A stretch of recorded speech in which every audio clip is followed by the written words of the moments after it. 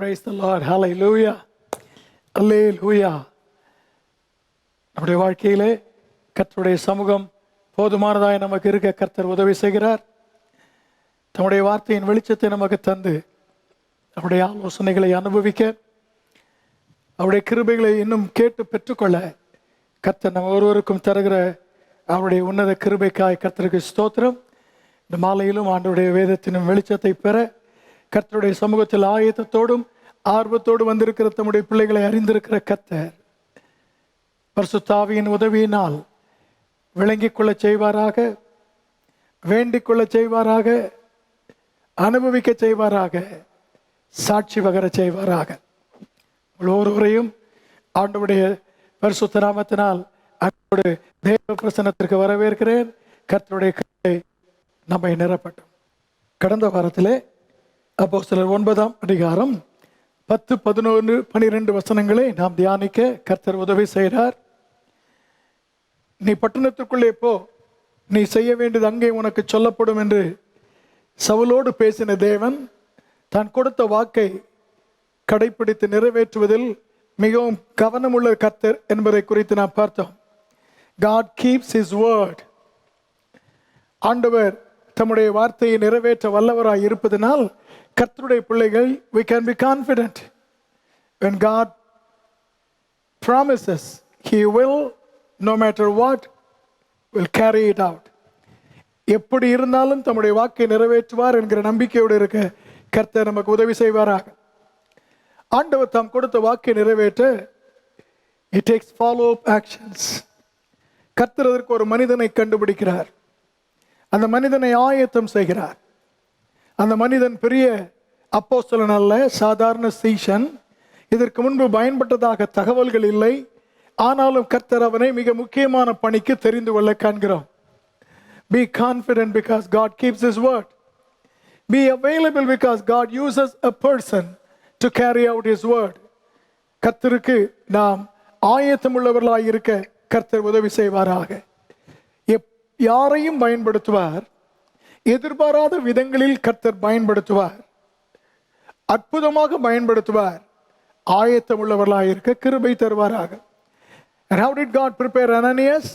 கர்த்தர் எப்படி ஆயத்தம் பண்ணினார்? அவனுக்கு தரிசனம் கொடுத்தார், அவனோடு பேசினார், அவனை ஆயத்தப்படுத்தினார். கர்த்தருக்கு ஸ்தோத்திரம். தேவன் பயன்படுத்துவதற்காக அனனியாவையும் ஆயத்தப்படுத்தினார், பெற்றுக்கொள்வதற்காக சவுலையும் ஆயத்தப்படுத்தினார். இருவருக்கும் தரிசனங்களை கொடுத்தார், ஆனால் வித்தியாசமான முறைகளில் கொடுத்தார். God will prepare an individual to be used and also to receive. God might sometimes use the same method, but he will not use the same manner. ஆண்டவர் ஒரே காரியத்தை பயன்படுத்துவதாக இருக்கலாம், ஆனால் ஒரே விதத்தில் பயன்படுத்துவதில்லை. ஏனென்றால் அவர் பயன்படுத்தும் நோக்கம் வித்தியாசமானது. கர்த்தர் அனனியாவை பயன்படுத்தும் போது, ஆயத்தப்படுத்தும் போது அவனோடு பேசுகிறார். சவுலை ஆயத்தப்படுத்தும் போது அவனுக்கு காண்பிக்கிறார். கர்த்தருக்கு ஸ்தோத்திரம். காண்பிக்கும் போது பிரச்சனைகளை அறிந்த தேவன் மட்டும் அல்ல, பரிகாரத்தையும் அறிந்த தேவனாய் இருக்கிறேன் என்று காண்பிக்கிறார். Be confident, be available to God, and never choose the means. Allow God to choose it. Simply yield. ஆண்டவர் நமக்கு கற்றுக் கொடுத்த இன்னொரு பாடம், நம்முடைய தேவைகள் பிரச்சனைகளை மட்டுமல்ல, அதன் பரிகாரத்தையும் ஆண்டவர் அறிந்திருப்பதனால் wait for God to do it. கர்த்தர் அதை செய்வதற்கு தருவதற்கு பொறுத்திருப்போமாக. பதஷ்டப்படாதிருக்க கர்த்தர் கிருபை தருவாராக. கர்த்தருக்கு ஸ்தோத்திரம். இந்த நாளிலே 13 முதல் 16 வரை உள்ள வசனங்களை அப்போஸ்தலர் 9ஆம் அதிகாரத்தில் நாம் வாசிக்க கேட்போம். Acts chapter 9 verses 13 through 16. அதற்கு அனனியா, ஆண்டவரே, இந்த மனுஷன் எருசலேமில் உள்ள உம்முடைய பரிசுத்தவான்களுக்கு எத்தனையோ பொல்லாங்கை செய்தான் என்று அவனை குறித்து அநேகரால் கேள்விப்பட்டிருக்கிறேன். இங்கேயும் உம்முடைய நாமத்தை தொழுது கொள்கிற யாவரையும் கட்டும்படி அவன் பிரதான ஆசாரியர்களால் அதிகாரம் பெற்றிருக்கிறானே என்றான். அதற்கு கர்த்தர், நீ போ, அவன் புறஜாதிகளுக்கும் ராஜாக்களுக்கும் இஸ்ரவேல் புத்திரருக்கும் என்னுடைய நாமத்தை அறிவிக்கிறதற்காக நான் தெரிந்து கொண்ட பாத்திரமாய் இருக்கிறான். அவன் என்னுடைய நாமத்தை நிமித்தம் எவ்வளவாய் பாடுபட வேண்டும் என்பதை நான் அவனுக்கு காண்பிப்பேன் என்றார். எங்கள் நல்ல பிதாவே, ஆச்சரியமான எங்கள் தேவனே, இன்று காலையில் எங்களோடு இடைப்பட்ட எங்கள் அன்பின் ஆண்டவர், இன்று மாலையிலும் எங்களை சந்திக்க எங்கள் நடுவில் இருக்கிறபடியால் உம்மை துதிக்கிறோம். உம்முடைய பரிசுத்த வசனத்தை எழுத உதவி செய்கிற பரிசுத்த ஆவியானவர், உம்முடைய கிருபைகளை நாங்கள் அறிந்து கொள்ள, உம்முடைய கிரியைகளை கண்டுகொள்ள, உம்முடைய செயல்களுக்கு எங்களை அர்ப்பணிக்க இன்று மாலையில் எதிர்பார்த்து ஆயத்தத்தோடு வந்திருக்கிறோம். எங்களோடு இடைபடுவீராக, பேசுவீராக, உணர்த்துவீராக. உம்முடைய நன்மையினால் உம்மை துதிக்க கிருபை தருவீராக. இயேசுவின் நாமத்தில் கேட்கிறோம் நல்ல பிதாவே, ஆமென். அனனியா என்கிற சீஷனை சவுலின் வாழ்க்கையில் தாம் கொடுக்க விரும்பின விடுதலையை பெறுவதற்காக கர்த்தர் பயன்படுத்துகிறார், ஆயத்தப்படுத்துகிறார். ஆயத்தப்படுத்தும் வேளையில் தேவன் அவனோடு பேசுகிறார். அதற்கு அனனியா பதில் கொடுக்கிறார். அனனியாவின் பதிலை கேட்டவர் அனனியாவுக்கு பதிலை கொடுக்கிறார். இந்த 4 வசனங்களிலும் சீஷன் அனனியா ஆண்டவர் பேசினதற்கு கொடுக்கும் பதிலையும், தேவனாகிய கர்த்தர் இயேசு கிறிஸ்து அனனியா சொன்ன பதிலுக்கு பதில் கொடுப்பதையும் காண்கிறோம். We find the responses of Ananias to Jesus and Jesus to Ananias. கர்த்தருக்கு ஸ்தோத்திரம் உண்டாவதாக.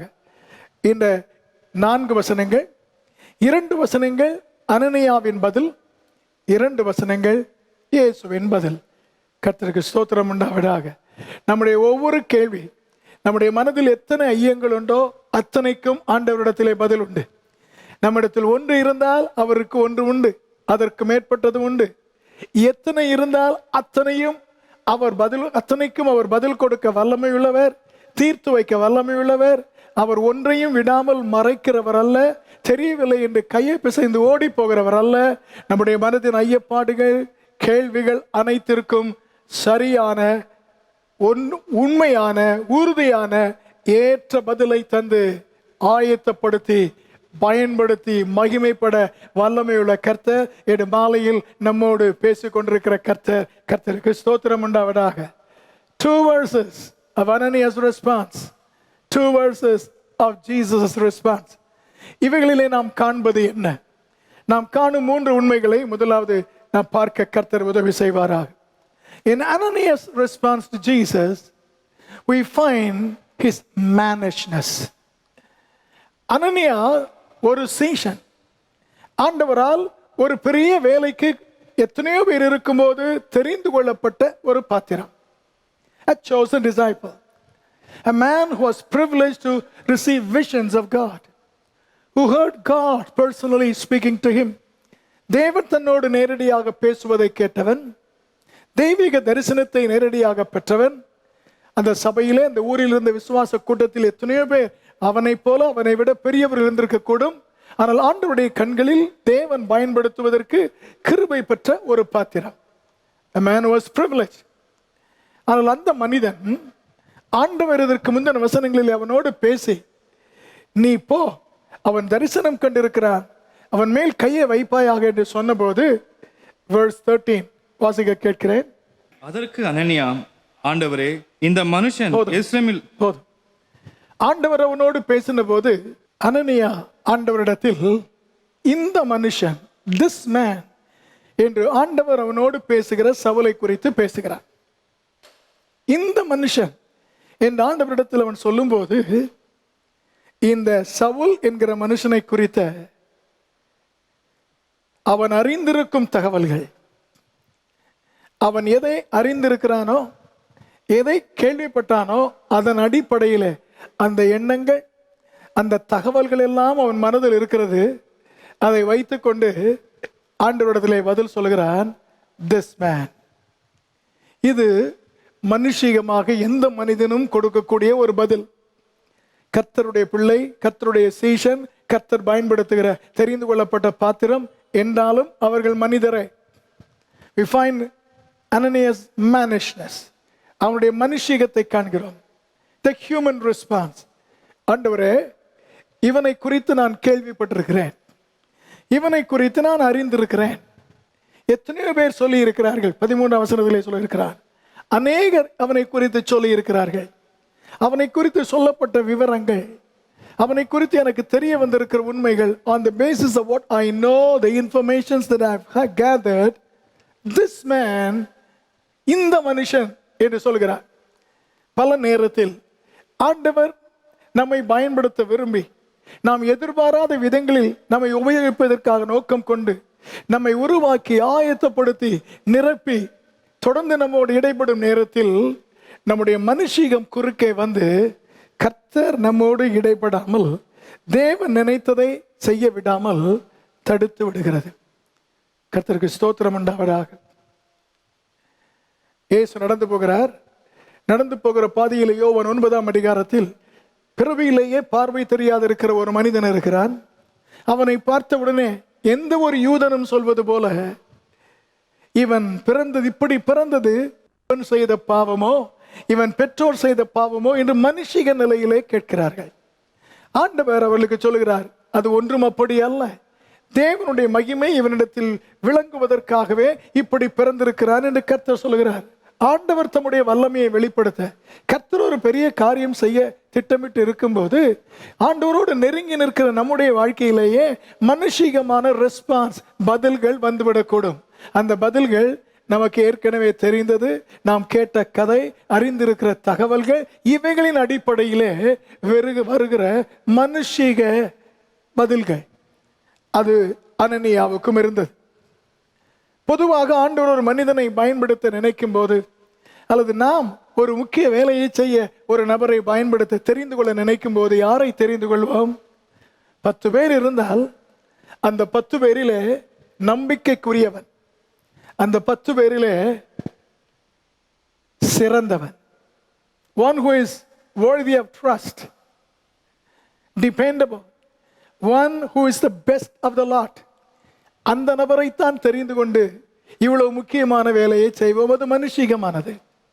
ஆனால் ஆண்டவர் இந்த சவுலை குறித்து அனனியாவோடு பேசும்போது, ஹல்லேலூயா, இந்த மனுஷன் ஆண்டவரே, இவன் பரிசுத்தவான்களை உபத்திரவப்படுத்தினவன், ஜனங்களை துன்பப்படுத்தினவன், ஸ்தேவான் கொல்லப்படுவதற்கு காரணமாயிருந்தவன் இங்கு சொல்லவில்லை. இந்த தகவல்கள் எல்லாம் இருக்கிறது. மோசமானவன், எதிரியானவன், இந்த மனுஷனுக்கு ஜெபம் பண்ணவா என்னை அனுப்புகிறேன், this man என்று அனனியா கர்த்தரிடத்திலே கேட்டு சொல்லுகிறான். ஆண்டவரே, ஒரு திறமையானவன், பக்தியானவன், மேன்மையானவன் என்றால் பரவாயில்லை, மோசமானவன், துரோகியானவன், கொடூரமானவன், அவனுக்கு என்று சொல்கிறீரே. மனுஷீகத்தில் சில நேரத்தில் நாம் செயல்பட்டு விடுவோம். யாக்கோபு தன் முதிர் வயதிலே யோசேப்புக்கு எகிப்தில் பிறந்த 2 பிள்ளைகளை ஆசீர்வதிக்க in Genesis chapter 48 அழைத்து வரும்படி சொல்கிறான். நமக்கு தெரியும், மூத்தவன் மேல் தன்னுடைய இடது கையையும் இளையவன் மேல் தன்னுடைய வலது கையையும் வைத்து ஜெபித்து ஆசீர்வதிக்கும் போது in verse 18 of Genesis 48, 48ஆம் அதிகாரம் 18வது வசனத்திலே,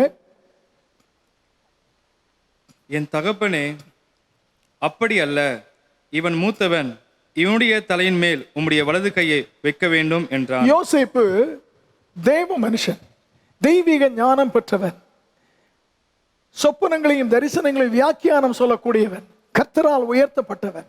அப்படிப்பட்டவனாய் இருந்தும் அவனுடைய தகப்பன் அவனை ஆசீர்வதிக்க வரும்போது, அவனுடைய பிள்ளைகளை ஆசீர்வதிக்க வரும்போது, as a human father, தகப்பன் என்கிற மனுஷிக நிலையிலே முதலில் பிறந்தவன் தான் சிரேஷ்ட புத்திரபாகத்துக்குரியவன் என்கிற தகவல் அவனுக்கு தெரியும். முதலில் பிறந்தவனே விசேஷமானது என்று அவனுக்கு தெரியும். ஆகவே அதன் அடிப்படையில் மனுஷிகமாக கேட்கிறான். அப்படி அல்ல, அவன் மேல், மூத்தவன் மேல் வலது கையை வையும் என்று கேட்கிறான். கர்த்தருக்கு ஸ்தோத்திரம். ஆண்டவர் தம்முடைய திட்டத்தின்படி செயல்படும் நேரத்தில் நாம் எவ்வளவு பக்தி உள்ளவர்களாக இருந்தாலும் கவனமாக இல்லாவிட்டால் we might be tempted to give maybe a reasonable but a human reason, மனுஷீக காரணத்தை பதிலை கொடுத்து தேவன் செய்வதை நிறுத்திவிட கிட்டத்தட்ட வந்து விடுவோம். ஆண்டவர் சாமுவேலுக்கு சொல்கிறார், உன் கொம்பை தைலத்தால் நிரப்பி ஈசாயின் வீட்டுக்கு போ, நான் காண்பிக்கும் ஒருவனை இஸ்ரவேலின் மேல் ராஜாவாக அபிஷேகம் பண்ணு என்கிறார். அவ்விதமாகவே Samuel goes to Issai's house, அவனுடைய குமாரரை வருவிக்கிறார். 1 Samuel chapter 16 verses 6 through 9, 6 முதல் 9 வரை உள்ள வசனங்களிலே, மூத்தவனை பார்த்தவுடன் கர்த்தரால் அபிஷேகம் பண்ணப்பட்டவன் இவன் தானும், ஏனால் வாட்ட சாட்டமாய் இருக்கிறான், தகுதி இருக்கிறது, தோற்றத்தை பார்த்தால் திறமை உள்ளவன் போல் தெரிகிறது என்று மனுஷீகத்தில், in his humanness, Samuel was a prophet who heard the voice of God, who had the word of God. கர்த்தருடைய வார்த்தை அவனிடத்தில் இருந்தது, கர்த்தருடைய சத்தம் அவனுக்கு கேட்டது. ஆனாலும் இந்த மனிதனை பார்த்தபோது கர்த்தருக்கு ஸ்தோத்திரம், மனுஷீகத்தில் he had a response. கிட்டத்தட்ட எடுத்து விட்டான். கர்த்தர் அவனை பார்த்து சொன்னார், இவன் அல்ல. அடுத்தவனை பார்க்கிறான், இவனாய் இருக்கும். 3 பேரை பார்க்கிறான். கிட்டத்தட்ட அவர்கள் 3 பேரில் ஒருவனை தெரிந்து கொண்டிருப்பான். கர்த்தர் அவருக்கு சொல்கிறார், மனுஷன் முகத்தை பார்க்கிறான் அப்பா, ஆனால் நானோ இருதயத்தை பார்க்கிறேன். அல்லேலூயா, ஆமென். எவ்வளவு பெரிய தீர்க்கதரிசி வல்லவராய் இருந்தாலும், கர்த்தரால் மிக முக்கியமான ஒரு கட்டத்திற்கு வழிநடத்தப்படுகிற நபராய் இருந்தாலும், we might be tempted to give a human response. மனுஷீக பதிலை கொடுத்து தேவனுடைய திட்டம் நிறைவேறாமல் திசை திருப்பிவிட கூடும். தெரியாமலே ஆர்வத்திலே அப்படி செய்துவிடக் கூடும். அது நடக்காமல் இருக்க கர்த்தர் கிருபை தருவாராக. கர்த்தருக்கு ஸ்தோத்திரம். ஒருவரை முக்கியமான வேலைக்கு பயன்படுத்த வேண்டும் என்றால் நாம் என்ன சொல்வோம்? ஏற்கனவே 10 வேலைகளை செய்தவன், அவனுக்கு கொடுப்போம். அந்த எஜமான் தாளந்துகளை கொடுக்க விரும்பினான். பார்க்கிறான், ஒவ்வொருவருடைய திறமையை பார்க்கிறான். திறமையை பார்த்து இவனுக்கு 5 கொடுக்கலாம், இவனுக்கு 2 கொடுக்கலாம், இந்த ஆளுக்கு அவ்வளவு திறமை இல்லை, 1 மட்டும்தான் போதும் என்று திறமையை பார்த்து கொடுக்கிறான். Human response. கர்த்தருக்கு ஸ்தோத்திரம். அதில் ஆண்டவர் பயன்படுத்தும் போது கர்த்தருக்கு ஸ்தோத்திரம், இவன் சவுல் இதுவரை நிரூபிக்கவில்லை, சவுல் இதுவரை தேவனுக்கு பயன்பட்டவன் அல்ல, பயன்படாதவன். ஆனால் அவனுக்கு என்று ஒரு திட்டத்தை வகுத்து ஒரு மனிதரை ஆயத்தம் செய்து அவனுக்கு கர்த்தருடைய வல்லமையை பெற்றுத் தருவதற்காக அனுப்பி கொண்டிருக்கிறார். But Ananias response was, this man, இந்த மனிதனா, ஒரு நன்மையும் அவன் நிரூபித்து காண்பிக்கவில்லையே, இந்த மனிதனா கர்த்தாவே என்று கேட்கும் நிலையில் இருக்க காண்கிறோம். கர்த்தருக்கு ஸ்தோத்திரம் உண்டாவதாக. பல நேரத்தில் நாம் கிறிஸ்தவ வாழ்க்கையில கவனிக்க வேண்டும். ஆண்டவருடைய மகிமையான செயலும் மேன்மையான வல்லமை வெளிப்பட கர்த்தர் நம்முடைய மனுஷியம் குறுக்கே வராமல் இருக்க விரும்புகிறார். கர்த்தருடைய நாமத்திற்கே மகிமை உண்டாவதாக. அல்லேலூயா. In Mark chapter 10 ஆண்டவர் இயேசு பிரசங்கம் பண்ணி கொண்டிருக்கிறார். பெரும் கூட்டம் இருக்கிறது. In verses 13 and 14, 13-14 வசனங்களிலே கர்த்தருக்கு ஸ்தோத்திரம் உண்டாவதாக, சிறு பிள்ளைகளை அவருடைய பெற்றோர்கள் கொண்டு வருகிறார்கள். இயேசு அவர்களை தொட வேண்டும் என்பதற்காக கொண்டு வருகிறார்கள். But the disciples had a human response. கர்த்தருக்கு ஸ்தோத்திரம். ஆண்டவருடைய பிரசங்கத்திற்கு சின்ன பிள்ளைகள் இடைஞ்சலாக இருக்கிறார்கள். அவர் பெரியவர்களுக்குத்தான் பேசுகிறார், சின்னவர்களுக்கு செலவழிக்க இப்பொழுது நேரம் இல்லை என நினைத்து மனுஷிகத்திலே ஒரு ரெஸ்பான்ஸ் கொடுத்தார்கள். ஆனால் ஆண்டவரோ தடுத்து நிறுத்தினார். கர்த்தருக்கு ஸ்தோத்திரம் உண்டாவதாக. நீங்கள் அவர்களை தடை பண்ணாதிருங்கள் என்கிறார். இந்த வசன பகுதியில் ஆண்டவரே, நீர் என்னோடு பேசி என்னை பயன்படுத்த நினைக்கும் போது நான் உம்முடைய பிள்ளையாக இருந்தாலும் மனுஷீகத்தில் பதில் சொல்லிவிடாதிருக்க என்னை காத்துக்கொள்ளும் என்கிற கவனம் நம்மில் இருக்க கர்த்தர் உதவி செய்வாராக. கர்த்தருக்கு ஸ்தோத்திரம் உண்டாவதாக. ஆமென், ஆமென் சொல்ல கேட்கிறேன். இரண்டாவது ஒன்றை ஆண்டவர் நமக்கு உணர்த்த விரும்புகிறார். 2 வசனங்களிலே அவன் பதில் சொல்கிறான். அடுத்த வசனத்தை ஆரம்பிக்கும் போது 15வது வசனத்தின் முதல் பகுதி வாசிக்க கேட்போம். அதற்கு கர்த்தர், நீ போ, அவன் புறஜாதிகளுக்கும். அதற்கு கர்த்தர், நீ போ. 2 வசனங்களாக விளக்கமெல்லாம் சொல்லி பார்க்கிறார். கர்த்தர் அவனிடத்தில் நீ போ என்கிறார். அனனியா மனுஷீக நிலையில் பதிலை சொல்ல வந்தபோது ஆண்டவர் தாம் அதிகாரி, ஆண்டவர் என்பதை காண்பிக்கிறார். In such moments when we have human reasoning intervening God's purpose and plan, God will assert his authority. தேவன் தம்முடைய அதிகாரத்தை நிலைநிறுத்துவார். அனனியாவே என்று பெயர் சொல்லி முதல் முறை கூப்பிட்டார். இந்த முறை அவன் பிரதிக்கிரியை கொடுக்கும்போது, என் மகன் அனனியாவே, சீஷனாகி அனனியாவே, நான் சொல்வதை கொஞ்சம் செவி கொடுத்து கேளப்பா என்றெல்லாம் பேசாதபடி நீ போ. 2 வார்த்தை, யூ கோ. கர்த்தருக்கு ஸ்தோத்திரம். இந்த சூழ்நிலையில் தீர்மானிக்க வேண்டியது அனனியாவை நீ அல்ல, தீர்மானிக்க வேண்டியது நான் என்று தேவன் தம்முடைய அதிகாரத்தை நிலைநாட்டுகிறார். Jesus shows who the boss is. அதிகாரி எங்கு யார் என்பதை காண்பிக்கிறார்.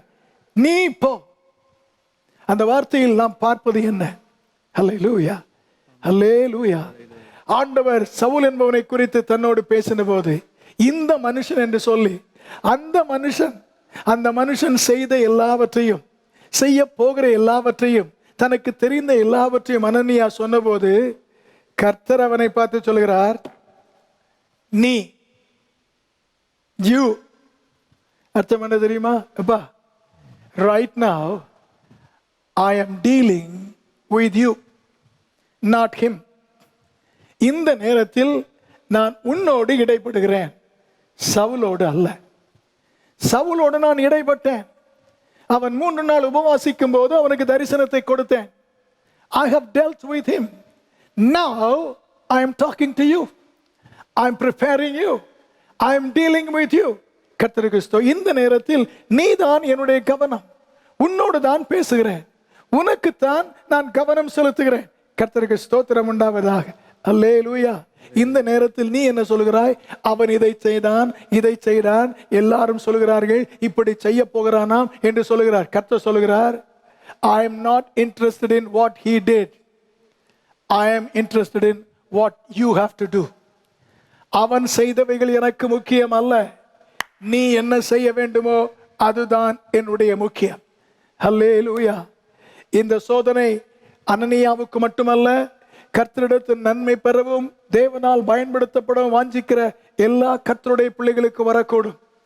In John chapter 21, அற்புதம் செய்த பின்பு யோவானை அழைத்து அவனோடு பேசி அவனை உறுதிப்படுத்தின கர்த்தர், உனக்கு இப்படி எல்லாம் நடக்கும் என்று சொன்ன உடனே in John 21 verses 20 and 21, 20-21 வசனங்களில் பேதுரு இயேசுவை பார்த்து கேட்கிறான், என்னை குறித்து எல்லாம் சொல்லிவிட்டீர் ஆண்டவரே, பின்னாலே யோவான் என்று ஒருவன் வருகிறான், இவன் காரியம் என்ன என்று கேட்டபோது கர்த்தர் அவனுக்கு என்ன சொன்னார்? அதற்கு இயேசு, நான் வரும் அளவும் இவன் இருக்க எனக்கு சித்தமானால் உனக்கு என்ன? நீ என்னை பின்பற்றி வா. கர்த்தருக்கு ஸ்தோத்திரம் உண்டாவதாக. நான் உன்னோடு இடைப்படுகிறேன், உன்னோடு பேசுகிறேன், நீ தான் இப்பொழுது எனக்கு முக்கியம். இந்த நேரத்தில் கர்த்தருடைய வேத பாடத்திற்கு வந்திருக்கிற ஒவ்வொருவரோடும் ஆண்டவர் தான் சொல்கிறார், ஹல்லேலூயா. நம்முடைய மனதில் பலருடைய தேவைகள் இருக்கலாம், பலருடைய பிரச்சனைகளும் இருக்கலாம். ஆனால் ஆண்டவர் நமக்கு சொல்வது, உன்னோடு இடைபடுவதற்கு, உங்களோடு இடைபடுவதற்கு இந்த நேரத்தில் இருக்கிறேன். My focus is on you. கர்த்தருக்கு ஸ்தோத்திரம் உண்டாவதாக. நீங்கள் தான் எனக்கு முக்கியம். நீங்களோ சவுல் செய்ததை, அவர் செய்ததை, அவருக்கு நடந்ததை, அவர்கள் உங்களுக்கு செய்ததை சொல்கிறீர்கள். நீங்கள் எனக்கு முக்கியம். அல்லேலூயா. கர்த்தர் நம்மோடு தனியாய் இடைபடும் நேரங்களில் கவனத்தை திருப்புவதற்காக பல்வேறு நினைவுகளை, ஞாபகங்களை சத்துரு கொண்டு வரக்கூடும். மனதில் வைக்க வேண்டும், அவர்தான் அதிகாரி. அவர் என்னோடு இடைபடும் போது வேறு எதற்கும் கவன சிதறல் ஏற்படாமல் காத்துக்கொள்ள கர்த்தர் எனக்கு உதவி செய்வாராக. கர்த்தர் அவனை பார்த்து சொல்வது 2 வார்த்தையில் முடிச்சிட்டாரு, you go. Hallelujah. Amen, amen. You go, நீ போ என்றால் அர்த்தம் என்ன? இப்ப சொல்கிறேன். 11வது வசனத்தில் in verse 11 ஆண்டவர் அவனிடத்தில் ஏற்கனவே சொல்லி இருந்தார், நீ எழுந்து நேர்த்தெரு எண்ணப்பட்ட தெருவுக்கு போ. நீ எழும்பு, எங்கே போ என்று விலாசம் கொடுத்தார், தெளிவாக கொடுத்தார், பெயரையும் சொன்னார், அங்கே போ என்று சொன்னார். இந்த முறை 2வது பேசும்போது விவரமாக பேசாமல் கோ என்று சொல்கிறார். கர்த்தருக்கு ஸ்தோத்திரம் உண்டாவதாக. அல்லேலூயா. ஆமென் சொல்ல கேட்கிறேன். அல்லேலூயா. ஆமென், ஆமென். அல்லேலூயா. அப்படி அர்த்தம் என்ன? நான் உன்னோடு பேசும்போது என்னுடைய அதிகாரத்திற்கு கீழ்ப்படிவாயாக, உன்னை குறித்து நினைப்பாயாக, போ என்று சொல்லும்போது கர்த்தர் அவன் மனதிலே உணர்த்த விரும்பினது, நான் ஏற்கனவே உனக்கு என்ன சொல்லி இருக்கிறேனோ அதை செய்ய போ. உன் பிறரை குறித்து நினையாதே, உன்னை குறித்து கவனம் செலுத்து. இரண்டாவது, நான் ஏற்கனவே என்ன சொல்லி இருக்கிறேனோ அதை செய்யும்படி நீ போ. கர்த்தருக்கு ஸ்தோத்திரம். தொழுநோயாளர் 10 பேரில் சுகமடைந்தவன் இயேசுவிடத்திலே வருகிறான், பணிகிறான், கர்த்தரை துதிக்கிறான். கர்த்தர் அவனை பாராட்டுகிறார். நீ எழுந்து போ என்கிறார். போ என்று சொன்னபோது அவனுக்கு தெரியும், தன் வீட்டுக்கோ வேறெங்கோ போக சொல்லவில்லை. ஆசாரியருக்கு காண்பி என்று முதல் முறை சொன்னார், அங்குதான் போக வேண்டும் என்று அவனுக்கு தெரியும். கர்த்தருக்கு ஸ்தோத்திரம். நம்முடைய வாழ்க்கையில் ஆண்டவர் நம்மோடு இடைப்படும் போது, remember, when the master is dealing with us, ஆண்டவர் நமக்கு சொல்ல விரும்புகிற முதல் காரியம், உன்னோடு இடைப்படும் போது நீ உன்னை மட்டும் பார், பிறரை பாராதே. இரண்டாவது, நான் உனக்கு ஏற்கனவே என்ன சொன்னேனோ அதை செய்வதற்கு ஆயத்தமாக. Get ready to do what I had already told you. கர்த்தருக்கு ஸ்தோத்திரம் உண்டாவதாக. அல்லேலூயா, ஆமென். அசுத்த ஆவி பிடித்த ஒரு மனிதனாய் இருந்தால் எப்படி சொல்லியிருப்பார்? சத்தமிடாமல் புறப்பட்டு போ என்று சொல்லியிருப்பார். ஆனால் இது அவருடைய பிள்ளையாக இருக்கிறது. அப்படி சொல்லவில்லை. கர்த்தருக்கு ஸ்தோத்திரம். உன்னை பார், நான் உனக்கு சொன்னதை செய், மற்றதை என்னிடத்தில் விட்டுவிடு என்கிறார். ஹல்லேலூயா. கரங்களை உயர்த்தி ஆமென் சொல்ல கேட்கிறேன். ஹல்லேலூயா. அனனியாவின் ரெஸ்பான்ஸ், ஆண்டவரே, நீ சரியான மனிதனை குறித்து தான் பேசுகிறீரா? இப்படிப்பட்டவனை குறித்து பேசுகிற இவன் தானா என்று கர்த்தரிடத்தில் பேசுகிறான், விவரங்களை சொல்கிறான். நீ போ என்று ஆண்டவர் சொன்னபோது கர்த்தருக்கு ஸ்தோத்திரம் உண்டாவதாக. கர்த்தர் அவனுக்கு சொல்ல விரும்பினது, அப்பா, don't try to explain it to me. எனக்கு நீ விளக்க வேண்டிய அவசியமே இல்லை, எனக்கு எல்லாம் தெரியும், நீ கீழ்ப்படி. கர்த்தருக்கு ஸ்தோத்திரம் உண்டாவதாக. ஆமேன் சொல்ல விரும்பினால் ஆமேன் சொல்ல கேட்கிறேன். நியாயாதிபதிகள் 6:15, 6:14-15, Judges chapter 6 verses 14 and 15. கர்த்தர் கிதியோனோடு பேசுகிறார். அவர் இருக்கும் இடத்திற்கு தேடி வந்திருக்கிறார். கர்த்தருக்கு ஸ்தோத்திரம். அவனோடு பேசும்போது அவன் சொல்லுகிறான், எங்களுக்கு, எங்கள் தேசத்திற்கு இதெல்லாம் நடப்பது என்ன என்று பிறரை நினைக்கிறான். கர்த்தர் அவனை பார்த்து சொல்லுகிறார், மற்றவர்களை பார்த்து பேச வரவில்லை, உன்னை பார்த்து பேச வந்திருக்கிறேன். கர்த்தருக்கு ஸ்தோத்திரம் என்று சொன்ன உடனே விளக்கம் சொல்கிறான். ஆண்டவரே, என் குடும்பம் சிறியது, எங்கள் ஊர் சின்னது, எங்கள் வீடு சின்னது, எனக்கு வசதி கிடையாது, சைக்கிள் கூட கிடையாது. கர்த்தருக்கு ஸ்தோத்திரம். நான் இப்பொழுது என்னால் சொல்லியிருப்போம், இல்லாததையெல்லாம் சொல்லியிருப்போம். விளக்க நினைக்கிறான். ஆண்டவர் அவனை பார்த்து சொல்கிறார், கர்த்தருக்கு ஸ்தோத்திரம் உண்டாவதாக. நான் உன்னோடு பேசும்போது நீ எனக்கு விளக்க அவசியம் இல்லை, எனக்கு எல்லாம் தெரியும். அல்லேலூயா. ஆண்டவர் நம்மோடு பேசும்போது ஆண்டவர் விரும்புவது, அவரும் நாமும் மட்டும் கவனம் செலுத்த கர்த்தர் உதவி செய்வாராக. கிதியோனே, உன்னையும் பிறரையும் பார்க்கிறாய், உன்னையும் உனக்கு இருப்பது இல்லாததை பார்க்கிறாய். நான் விரும்புவது, because I am the master, I am the boss, நான் எஜமானாய் இருப்பதால் நான் உன்னிடத்தில் எதிர்பார்ப்பது உன்னையும் என்னையும் பார். அல்லேலூயா. நான் உன்னோடு இருந்தால் போதும் என்பதை பார். கர்த்தருக்கு ஸ்தோத்திரம் உண்டாவதாக. God's response is reassuring. God's response will help us fine tune our focus. ஆண்டவர் பதில் கொடுக்கும்போது நம்முடைய கவனம் கூர்மையாக அவர் விரும்பும் காரியத்தில் இருக்க திருப்பி வைப்பார். கர்த்தருக்கு ஸ்தோத்திரம் உண்டாவதாக. ஆமென். ஹல்லேலூயா. ஆண்டவருடைய பிரசங்கத்திற்கு உதவி செய்வதை போல சீஷர்கள் நினைத்து, பிள்ளைகளை இப்பொழுது கொண்டு வராதிருங்கள், தள்ளி வையுங்கள் என்று சொல்கிறார். Jesus showed who the boss was. அந்த கட்டத்தில் யார் அதிகாரி என்பதை இயேசு காண்பித்தார். இயேசு சிறு பிள்ளைகளை தம்மிடத்தில் அணைத்து கொண்டு சொன்னார், சிறுபிள்ளையை போல் ஆகாவிட்டால் ஒருவன் பரலோக ராஜ்யத்தில் பிரவேசிப்பதில்லை என்று. மனிதர் முக்கியத்துவம் கொடுக்காத பிள்ளைகளுக்கு தான் அதிக கவனம் செலுத்துகிறேன் என்பதை ஆண்டவர் காண்பித்து, சீஷர்கள் அக்கறை உள்ள சீஷர்கள் அல்ல, நான் தான் அதிகாரியா இருக்கிறேன் என்பதை கர்த்தர் உறுதிப்படுத்தினார். கர்த்தருக்கு ஸ்தோத்திரம் உண்டாவதாக. ஆமேன் சொல்ல விரும்பினால் ஆமேன் சொல்லும்படி கேட்கிறேன். அல்லேலூயா. கர்த்தருக்கு ஸ்தோத்திரம் உண்டாவதாக. ஆண்டவரே, மனுஷிக நிலையில் பல நேரம் சிந்திக்கிறோம், பேசி விடுகிறோம், யோசிக்கிறோம், ஆசைப்படுகிறோம். ஆனாலும் எங்களை புறக்கணியாமல் நீர் எங்களுடைய எஜமான் என்பதை காண்பிப்பதற்கு நேரம் எடுத்து எங்களோடு பேசி சரிப்படுத்தி இன்னும் உபயோகிக்க விரும்புகிற அக்கறை உள்ள தேவனாய் இருப்பதற்காக உமக்கு நன்றி என்று கர்த்தரை பார்த்து சொல்லுவோமா? அல்லேலூயா. இப்படி இருந்தாலும் அனனியாவை உதறி தள்ள விரும்பாமல் God still takes time to talk to him. அந்த 2 வார்த்தையிலே முடித்திருக்கலாம், ஆனால் இன்னும் அவனோடு பேசுகிறார். அல்லேலூயா, ஆமென். நம்முடைய குறைகளை பார்த்து ஒதுக்கி விடுகிறவர் அல்ல, மனுஷீகத்தை பார்த்து அகற்றி விடுகிறவர் அல்ல. சுட்டி காண்பிப்பார், திருந்துவதற்கு வாய்ப்பு கொடுப்பார். திருந்த மனம் இருந்தால் ஆண்டவர் நம்மை மீண்டும் பலப்படுத்தி அவருடைய நோக்கம் எப்படியாகிலும் நிறைவேறுவதற்கு தைரியப்படுத்தி பயன்படுத்துவார். அவர் நோக்கமும் தடைபடாது.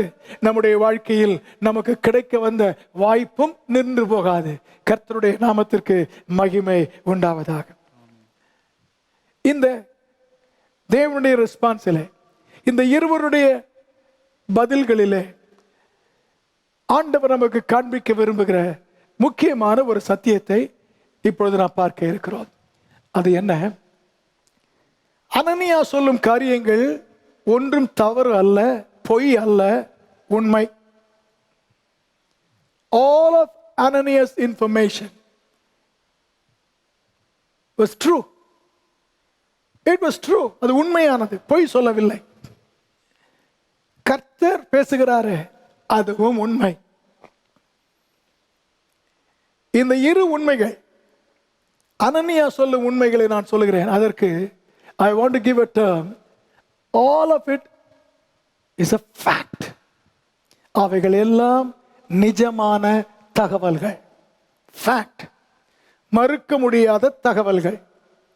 ஆனால் ஆண்டவர் அனனியாவோடு பேசுகிறார் அல்லவா, அதற்கு தகவல் என்று அதற்கு நான் ஃபேக்ட் என்கிற பெயரை கொடுக்க விரும்பவில்லை. It is the truth. இப்படி சொல்கிறேன், அனனியா சொல்வதெல்லாம் உண்மை. ஆனால் கர்த்தர் அனனியாவுக்கு சொல்வது ஒன்றுதான் உண்மையான உண்மை. Ananias words brings out a truth about Saul. But God's word shows not a truth but the truth. கர்த்தருக்கு ஸ்தோத்திரம் உண்டாவதாக. அல்லேலூயா, ஆமென், ஆமென். புரிந்து கொள்வதைப் போல சொல்கிறேன், நிஜமான ஒரு காரியத்தை மனிதன் பார்ப்பதற்கும் தேவன் பார்ப்பதற்கும் வித்தியாசம் உண்டு. இருவரும் பொய்யை பார்க்கவில்லை, நிஜத்தை பார்க்கிறார்கள். But the way God sees a fact and man sees a fact is different. Hallelujah, amen.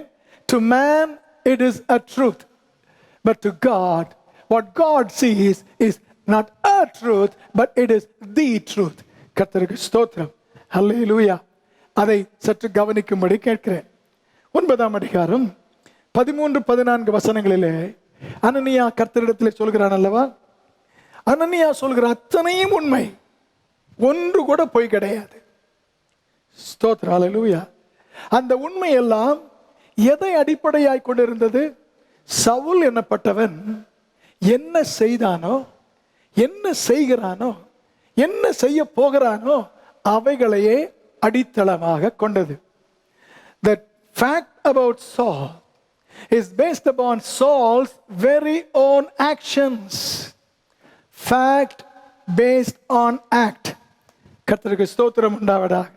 அவன் செய்த ஒவ்வொரு செயல், ஆண்டவரே எருசலேமில் இதை செய்தான், அழித்தான், இப்பொழுதும் சிறைப்படுத்த வந்திருக்கிறான், எல்லாம் நிஜங்கள்.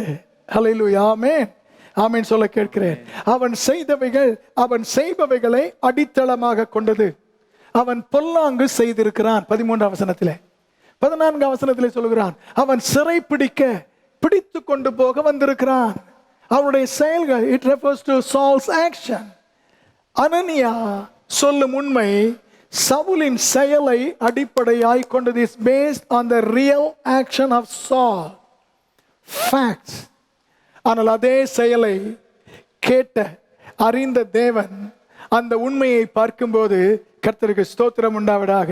அனனியாவுக்கு சொல்கிறார், நீ மனிதனுடைய செயலின் அடிப்படையிலே ஒரு நிஜத்தை பார்க்கிறாய், நானோ அதே செயலை, அதே நபரை அந்த நபரின் செயலின் அடிப்படையில் அல்ல, என்னுடைய வல்லமையின் அடிப்படையிலே நான் பார்க்கிறேன். அல்லேலூயா. நீ உண்மை இது இது என்று சொல்கிறாயே, அது இல்லாம எனக்கு தெரியும். ஆனால் நான் அதை எப்படி பார்க்கிறேன் தெரியுமா? அது அவனுடைய செயல், பழைய கால செயல். எனக்கு ஒரு வல்லமை உண்டு. கர்த்தருக்கு ஸ்தோத்திரம். அந்த வல்லமை அடுத்து 14, 15, 16 சொல்கிறார், ஆம், அவன் நான் தெரிந்து கொண்ட பாத்திரம், அவன் இதை செய்வான், அவன் இப்படி செய்வான், அவன் இப்படி செய்வான். அல்லேலூயா. கரங்களை உயர்த்தி கர்த்தரை துதிக்கும்படியாக கேட்கிறேன். அல்லேலூயா. அறிந்திருக்கும் செயல்கள், நடந்த நிகழ்ச்சிகள், நடந்து கொண்டிருக்கும் செயல்பாடுகள், இவைகளின் அடிப்படையிலே நாம் உண்மை என்று ஒரு காரியத்தை நினைக்கும் போது அதே செயல்களை நடந்து கொண்ட நடப்பதை வைத்து அல்ல, அவருடைய வல்லமையினால் அவைகளுக்கு என்ன மாற்றம் தருவிக்க முடியும் என்பதை பொறுத்து என் தேவன் பார்க்கிறார். கர்த்தருக்கு ஸ்தோத்திரம். இன்று மாலையிலும் உங்கள் வாழ்க்கையில நடந்து கொண்டிருக்கிற இருக்கிற காரியத்தை வைத்து இதுதான் என்னுடைய நிஜம் என்று முடிவுக்கு வந்திருந்தால் கொஞ்சம் நிறுத்தி அதே சூழ்நிலையை ஆண்டவரின் கண்களோடு பார்க்க உதவி செய்வாராக.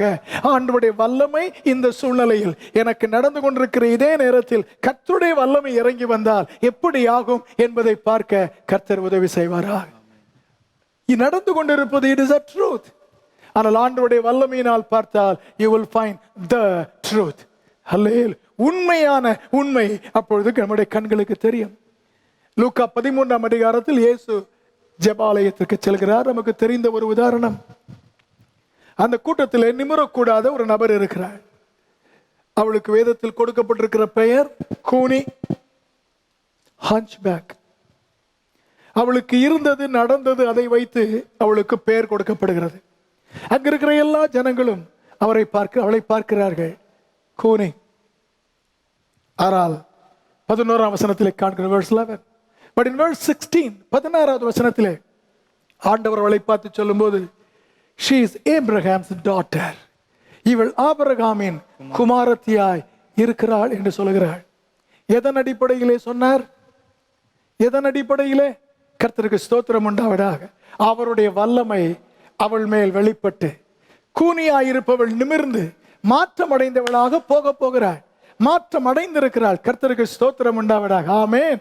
ஆண்டவரே, நடந்து கொண்டிருக்கும் காரியங்களை தகவல்களின் அடிப்படையிலே நாங்கள் பார்க்கும்போது அதை விட்டுவிட்டு உம்முடைய வல்லமையில் எதையும் வல்லமையாய் மாற்றி அமைக்கக்கூடிய உம்முடைய வல்லமையின் அடிப்படையில் பார்க்க கிருபை தாரும். ஆண்டவரே, உண்மையை மட்டுமல்லப்பா, உண்மையான உண்மையை, the truth, நாங்கள் பார்க்க கிருபை தாரும். Luke chapter 19. அவன் குள்ளனாய் இருந்தபடியால் அவனுக்கு கொடுக்கப்பட்ட பெயர் குள்ளன். சகை என்பதை குறித்து சொல்கிறேன். குள்ளன், டுவார்ஃப். இயேசு அவனோடு பேசிக்கொண்டு போகிறார். அப்பொழுது ஜனங்கள் பேசிக்கொள்கிறார்கள். in verse 7, பாவியாயிருக்கிற மனுஷனிடத்தில், a sinner. எப்படி தெரிந்தது? அவன் பாவிதானாம். அநியாயமாய் சம்பாதித்தவன், அநீதி செய்தவன், பிறருக்கு இடையூறு செய்தவன். அவனுடைய செயல்கள் everything was a fact. அந்த உண்மையின் அடிப்படையில் அவனை பார்த்து அவன் பாவி என்று சொன்னார்கள். ஆனால் ஆண்டவர் 9வது வசனத்திலே அவனை பார்த்து சொல்கிறார், he is a son of Abraham. அவன் ஆபிரகாமின் குமாரன் என்று சொல்கிறார். இயேசு சகை என்கிற வாழ்க்கையின் உண்மை நிஜங்களை பார்த்தபோது தகவல்களின் அடிப்படையில் பார்க்காமல், அவன் செயல்களின் அடிப்படையில் பார்க்காமல், மாற்றி அமைக்கக்கூடிய, எந்த மனுஷனையும் ரட்சிக்கக்கூடிய அவருடைய வல்லமையின் அடிப்படையில் அவனை பார்க்கிறார். மார்க் 5ஆம் அதிகாரத்தில் 15, 16 and 17 அவன் வஸ்திரம் தரித்திருக்கிறான். ஊர் மக்கள் அவனை வந்து பார்க்கிறார்கள். பார்த்தபோது என்ன சொல்கிறார்கள் தெரியுமா? பிசாசு பிடித்திருந்தவன். கொஞ்ச நேரம் கழித்து மறுபடியும் பார்க்கிறோம், பிசாசு பிடித்திருந்தவன். பிசாசு பிடித்திருந்தவன். அவன் முன்பு என்ன செய்தான், எப்படி இருந்தான், அந்த தகவல்களின் அடிப்படையிலே மனிதர்கள் அவர்களை பார்க்கிறார்கள். ஆனால் ஆண்டவர் கர்த்தருக்கு ஸ்தோத்திரம். 19ஆம் வசனத்திலே அவனுக்கு உத்தரவு கொடுத்து, நீ போய் நான் உனக்கு செய்ததை சொல் என்று 19ஆம் வசனத்தில் சொன்ன பின்பு சொல்லும்போது கர்த்தர் பிசாசு பிடித்தவனை ஒரு பிரசங்கியாராக பார்க்கிறார். அல்லேலூயா. நடந்த நிஜ தகவல்களின் அடிப்படையில் அல்ல, ஆண்டவரே அவைகளையும் மாற்றி அமைக்க வல்லமையுள்ள உம்முடைய வல்லமையின் அடிப்படையில் பார்க்க, நிஜத்தை பார்க்க கர்த்தர் எங்களுக்கு கிருபை தருவீராக. வெறும் தகவல் செயல்களின் அடிப்படையில் பார்த்தால் அதற்கு மாற்றமே வராது. ஆண்டவருடைய வல்லமையின் அடிப்படையில் பார்த்தால் மாற்றம் வராமல் இருக்க முடியாது. கர்த்தாவே அந்த கிருபையை தருவீராக. லூக்கா 15ஆம் அதிகாரத்தில் in verse 30 வீட்டிலே ஒரு பெரிய கொண்டாட்டு சத்தம். உள்ளே வராமல் வெளியே இருக்கிறான். தகப்பன் அவனை அழைக்க போகிறான். அந்த elder son was very mad at his father. அவன் சொல்லுகிறான், ஆஸ்தியை பாவத்தில் அழித்து போட்டவன் என்று சொல்லுகிறான். Hallelujah. A man who squandered his wealth in wicked ways. A man who has abused everything என்று சொல்லி தன் சகோதரனுக்கு பெயர் கொடுக்கிறார். எதை வைத்து சொல்கிறான்? நடந்தது. இளைய குமாரனின் பழைய செயல்களின் அடிப்படையிலே அல்ல. தகப்பனோ 32ஆவது வசனத்திலே சொல்கிறான், அப்படி இல்லப்பா, he is resurrected. அவன் உயிர்த்தவன். அல்லேலூயா, அல்லேலூயா. எந்த மனிதனையும் மன்னித்து மாற்றி தேவ கிருபையின் வல்லமையில அமைக்கக்கூடிய ஆண்டவரின் வல்லமையில் பார்க்கும்போது மாற்ற முடியாத மாற்றத்தை தருகிற தேவ கிருபையை கண்டு சுதந்திரிக்கவும் மகிமைப்படுத்தவும் கர்த்தர் உதவி செய்வார். விசுவாசத்தோடு கரங்களை உயர்த்தி, ஆண்டவரே உண்மையாயிருக்கும் தகவல்களின் அடிப்படையில் அல்ல, அவைகளையும் மாற்றி அமைக்கும் உம்முடைய வல்லமைக்காக ஸ்தோத்திரம். இரண்டாவது, அனனியா ஆண்டவரிடத்தில் இந்த சவுலை குறித்து சொல்லும் போது 13ஆம் வசனத்திலே அவனுடைய கடந்த காலத்தை எல்லாம் சொல்கிறான். ஆண்டவரே, அவன் எருசலேமிலே சில நாட்கள் மாதங்களுக்கு முன்பு எருசலேமிலே செய்தது, பரிசுத்தவான்களை உபத்திரவப்படுத்தினது. அவனுடைய கடந்த காலத்தை சொல்கிறான். 14ஆவது வசனத்துக்கு வரும்போது verse 14, இங்கேயும் even here என்று நிகழ்காலத்தை குறித்து சொல்கிறார். கர்த்தருக்கு ஸ்தோத்திரம். He quotes his past and he cites his present. Saul என்ற மனிதனுடைய கடந்த காலம் அச்சத்திற்குரியது, பயங்கரமானது, மோசமானது, பாராட்டக்கூடியது அல்ல. அல்லேலூயா. நிகழ்காலமும் மிரட்டலுக்குரியது, வேதனைக்குரியது என்று அதன் அடிப்படையிலே சொல்கிறார். அது உண்மையா இல்லையா? It's a fact. It's a truth. கர்த்தருக்கு அது நிஜம்தான். அல்லேலூயா. ஆமென், ஆமென். அல்ல, ஆண்டவருடைய பதில் 15-16 வசனங்களிலே கர்த்தர் சொல்கிறாரே, அவரும் அதே மனிதனை பார்க்கிறார். ஹல்லேலூயா. மோசமான கடந்த காலம், வேதனையான நிகழ்காலம், இரண்டும் உடைய அதே சவுலை ஆண்டவர் பார்க்கிறார். பார்க்கும்போது அவருடைய பார்வை, it is not through the spectacle of Saul's past and present. ஹல்லேலூயா. அவருடைய கடந்த காலம் நிகழ்கால கண்ணாடிகளால் பார்க்காமல் ஆண்டவர் எதிர்காலத்தின் கண்ணாடியினால் பார்க்கிறார். God sees Saul with the eyes upon his future. கர்த்தருக்கு ஸ்தோத்திரம். அல்லேலூயா. ஆமென் சொல்ல விரும்பினால் ஆமென் சொல்ல கேட்கிறேன். நம்மை குறித்தும் அப்படித்தான். நம்முடைய கடந்த காலம், நம்முடைய தவறு, நிகழ்காலத்தில் நம்முடைய ஏமாற்றங்கள், இதன் அடிப்படையில் மட்டும் ஆண்டவர் நம்மை பார்த்தா நமக்கு ஒன்றுமே கிடைக்காது. கிருபையாக ஆண்டவர் இருப்பதை பார்க்காமல் இருக்க போவதை பார்ப்பதனாலே அவருடைய இரக்கம் நமக்கு கிடைக்கிறது, அவருடைய ஆசீர்வாதம் நமக்கு கிடைக்கிறது, அவருடைய நன்மை நமக்கு கிடைக்கிறது. கரங்களை உயர்த்தி நன்றியோடு கர்த்தரை ஸ்தோத்திரிப்போமாக. ஆண்டவரே, எனக்கு தெரிந்தவர்கள், ஆண்டவரே, மனுஷன் அப்படித்தான் பார்ப்பானப்பா. என் பழமையை சொல்லுவான், என் நிகழ்காலத்தை சொல்லி வேதனைப்படுத்துவான். நீரோ ஆண்டவரே என் எதிர்காலத்தை, இருப்பதை மனிதன் சொல்லுவான், நீரோ இருக்க போவதை அறிந்திருப்பதனால். அல்லேலூயா. நீர் நான் சொல்லும் போது எல்லாம் நெகட்டிவ் கர்த்தாவே, அனனியா சொல்வதெல்லாம் எதிர்மறையானது. அதில் என் தேவன் எதிர்காலத்தை அறிந்தபடியால் நீர் சொல்வது ஒன்றும் எதிர்மறையானது அல்ல, எல்லாமே பாசிட்டிவானது. கர்த்தருக்கு ஸ்தோத்திரம் உண்டாவதாக. ஆமென், ஆமென் சொல்ல கேட்கிறேன். அனனியா சொல்கிறான், ஆண்டவரே He has authorization letters from high priest. பிரதான ஆசாரியரிடத்திலிருந்து அதிகார பத்திரம் அவன் கையிலே இருக்கிறது. It's a fact, it's the present. நிகழ்காலத்தில் அவன் கையில் இருக்கிறது என்கிறான்.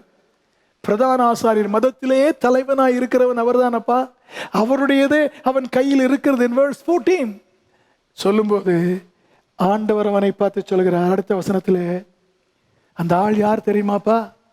நீ பிரதான ஆசாரியன் பெரியவன் என்று நினைத்து ஏதோ பத்திரம் அதிகாரத்தை கொடுத்தான் என்று சொல்கிறாய். இந்த சவுல் நான் தெரிந்து கொண்ட, அல்லேலூயா, பிரதான ஆசாரியனுக்கும் மேலாயிருக்கிற, எல்லா மனிதனுக்கும் மேலாயிருக்கிற நான் இந்த சவுலின் மேல் என்னுடைய முத்திரையை பதித்திருக்கிறேன். பிரதான ஆசாரியனின் கையெழுத்து லெட்டர் சவுலிடத்தில் உண்டு என்று சொல்கிறாய். ஆனால் நானோ அவன் எதிர்காலத்தை பார்ப்பதனால பிரதான ஆசாரியனின் முத்திரை அல்ல, என்னுடைய அங்கீகார முத்திரை அவன் மேல் இருப்பதை பார்க்கிறேன். அல்லேலூயா. பல நேரங்களில் உபவாசம் எடுத்து வேண்டி விசுவாசத்தோடு கர்த்தரிடத்தில் நீங்கள் ஜெபிக்க வரும்போது உங்கள் பழமையை நினைப்பூட்டுவான் பிசாசு. நிகழ்காலத்தின் குறையை சொல்லுவான். நீயா வரப்போகிறாய் என்று கர்த்தருடைய சமூகத்தை நமக்கு ஞாபகப்படுத்தி நம்மை சோர்வடைய செய்வான். அந்த நேரத்தில் கர்த்தருடைய ஆவியானவர் நம்மோடு பேசி, உண்மைதான், ஆனால் எதிர்காலத்திலே நான் உன்னை மேன்மைப்படுத்த இருக்கிறேன் என்று எதிர்காலத்தை மனதில் வைத்து பேசுகிறவர் இருக்கிறார். ஆமென். எபேசியர் 2ஆம் அதிகாரம், Ephesians chapter 2 verses 6 and 7, 6-7 வசனங்கள். முதல் 4 வசனங்களிலே ஒரு காலத்திலே நாம் கீழ்ப்படியாமையின் பிள்ளைகளாய் இருந்தோம், இருளின் பிள்ளைகளாய் இருந்தோம்.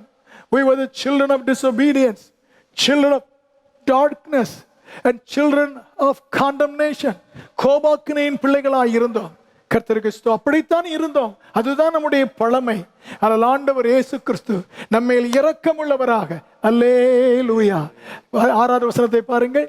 கிறிஸ்து இயேசுவுக்குள் அவர் நம்மிடத்தில் வைத்த தயவினால் நம்முடைய கிருபையின் மகா மேன்மையான ஐஸ்வர்யத்தை வரும் காலங்களில் விளங்க செய்வதற்காக.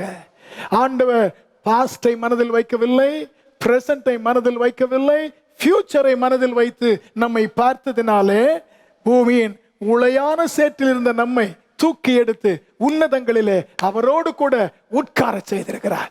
கரங்களை உயர்த்தி இந்த ஆண்டவருக்கு மகிமை செலுத்த கேட்கிறேன். அல்லேலூயா. ஆமென். யோவான் 21ஆம் அதிகாரம் 15, 16, 17 வசனங்களில் யோனாவின் குமாரனாகிய சீமோனை அழைத்து, நீ என்னில் அன்பாய் இருக்கிறாயா, நேசிக்கிறாயா என்று கர்த்தரவனை குடைந்தெடுத்து கேள்வி கேட்டார்.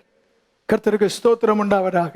அந்த நேரத்தில் மற்ற எல்லாருக்கும் மனதில் வந்திருக்கும், இவரை மறுதலித்ததினாலே அவரை வைத்து தனியாக கேட்கிறார் என்று அவன் செய்ததை மனதில் வைத்திருப்பார்கள். அதில் ஆண்டவரோ அவனோடு பேசும்போது அவன் பழமையை நினைத்து அல்ல, இப்பொழுது மீன் பிடிக்க போய் வருகிறானே அதை நினைத்து அல்ல, எதிர்காலத்தில் அவருடைய ஆட்டுக்குட்டிகளை ஆடுகளை மேய்ப்பதற்கு நம்பிக்கை உள்ளவன், தகுதி உள்ளவன், பயன்படுத்தப்பட போகிறவன் என்கிற எதிர்கால பார்வையோடு அவனை பார்க்கிறான். ஆண்டவரே, கர்த்தருக்கு முன்பு கரங்களை உயர்த்தி, அப்பா, மனிதர் பார்ப்பதை போல் நீர் எங்களை பார்த்தால் ஒன்றும் எங்களுக்கு கிடைக்காது. ஆண்டவரே, எதிர்காலத்தை அறிந்த நீர் அந்த கண்களோடு எங்களை பார்ப்பதனால் சகாயம் பெற செய்கிறீர். நன்றி சொல்கிறோம், நன்றி சொல்கிறோம். அல்லேலூயா. ஆமென், ஆமென். 5000 பேருக்கு அதிகமான பேர் இருக்கிறார்கள், பட்டினியா இருக்கிறார்கள். அவர்களுக்கு கொடுக்க ஏதாகிலும் உண்டா என்று கேட்டபோது in John chapter 6 verse 9, ஹல்லேலூயா, அந்திரேயா ஒரு சிறு பையனை கொண்டு வந்து 5 அப்பங்கள் 2 மீன்கள் இருக்கிறது என்று சொல்லிவிட்டு சொல்கிறான், but this is of no use, இது எம்மாத்திரம் என்று சொல்கிறான். ஏன்? அவன் இருப்பதை பார்க்கிறான். ஆனால் ஆண்டவர் அடுத்த வசனத்திலே சொல்கிறார், எல்லாரையும் உட்கார வையுங்கள் என்கிறார்.